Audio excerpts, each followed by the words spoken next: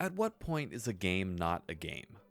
Back in the 2010s, there was a lot of arguments about walking simulators, games where the only way you engage with them is by walking. Some of my favorite games happen to be walking simulators. Night in the Woods, Firewatch, and the Stanley Parable, for example. But the genre gets a lot of hate, and the term was frankly used as more of an insult than anything else. I think the 2025 ad hoc studio game Dispatch could fall into a similar position. The game is no walking simulator. In fact, you don't do any walking at all, but it is the kind of game where you sit back and watch it like a TV show, and then occasionally engage through segments of gameplay. It's a TV simulator game. Whether that is or isn't your thing is a debate for a different time. I really had fun playing Dispatch, but I did frequently notice myself sitting there thinking, oh hey, I haven't interacted with the game in a while. Dispatch was the kind of game where every time I finished an episode, I wanted to play the next one right away to see what happens next. The game keeps you on the edge of your seat in a way that doesn't feel forced or contrived, it's just well written.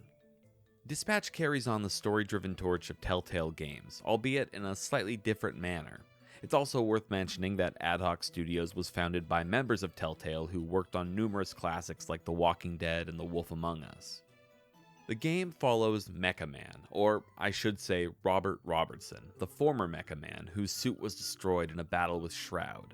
Robert is given a job at SND, the Superhero Dispatch Network, where he helps dispatch a group of ex-villains turned heroes into the field to help with various problems.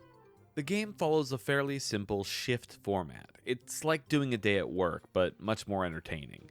You receive calls for help, select the best hero on your roster for the job, and then hope that they succeed. In between shifts, you get story sections that feature a large number of player choices that can affect the outcome of the story as a whole.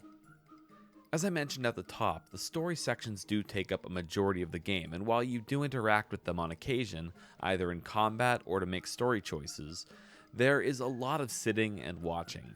The game is beautifully animated, so it is a joy to watch, but I do wish there was a bit more to do. It felt at times like this was supposed to be a TV show, and there were just gameplay elements to pad the runtime.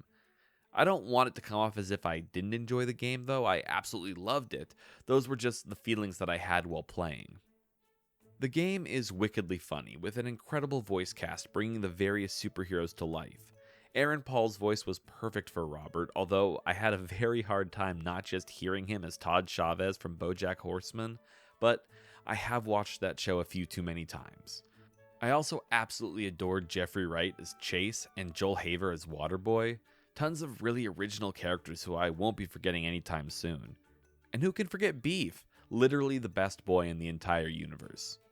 I think for me, the main crux of the game is those work shifts, where you get to spend the most time with your roster, helping people in need, and of course, leveling them up and improving their stats.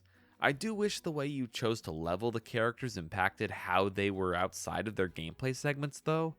It might be too hard to make something like that work, but for example, I decided to level Waterboy, who has some pretty big self-confidence issues, with most points going into Charisma. I wish that change had affected the way he acted outside of the shifts. I think it could have been a really fun way to make your choices more important outside of the day-to-day humdrum of work. I understand why that wasn't added to the game. It would have taken so much more time to get different story beats based on each individual stat, but I think it would have been fun to see. The main strategy of the game is knowing which heroes are best suited for a job, and most of the time that is fairly easy, but there were some times when you definitely got overwhelmed by calls and just couldn't complete everything. I think the fact that I failed from time to time is a sign that there is a nice level of difficulty, but it never felt like the game was overly difficult or punishing the player. There were also times when it felt like I would surely succeed and then I'd fail due to random chance. And while that can be annoying, there were also definitely times where I should have failed and luck was on my side, and I just happened to succeed. All around, I think the game's main systems are really fair, and they allow you to get creative with how you choose to solve problems. In terms of the story, I think the game has great pacing and doesn't overstay its welcome. It's not a very long game, only taking me about 8 hours to beat it all the way through once, although, since this is a game that relies heavily on player choice, there are, of course, multiple endings and things that I didn't get to see in that playthrough. but in terms of length, it felt really good. There was enough time to meet and grow attached to the different characters, especially Robert, who you can definitely see grow as a hero over the course of the game. Within the story sections, there would occasionally be moments with QuickTime events. That was one element where I think the game could have been a little better. The QuickTime events would happen at random throughout fight scenes and were sometimes used to really great effect to bring the player in. But during fast-paced moments, I tended to realize that whether I succeeded or failed the event, it didn't really matter. You could succeed every single skill check and Robert will still get beaten up. It felt like the QuickTime events were just there to keep you engaged, but were ultimately unnecessary. Maybe I need to play the game again and purposely fail every skill check just to see, but it felt kind of bad as the player to hit every check and still lose a fight just because that's the way the story goes. At the end of the day though, I think Dispatch is a really strong game, but just like every hero, it isn't immune to its flaws. That doesn't stop me from recommending the game though. I had a ton of fun going through, and I may even go through a second time just to make different choices. For me, wanting to go through the game a second time is a really good sign that I enjoyed the experience.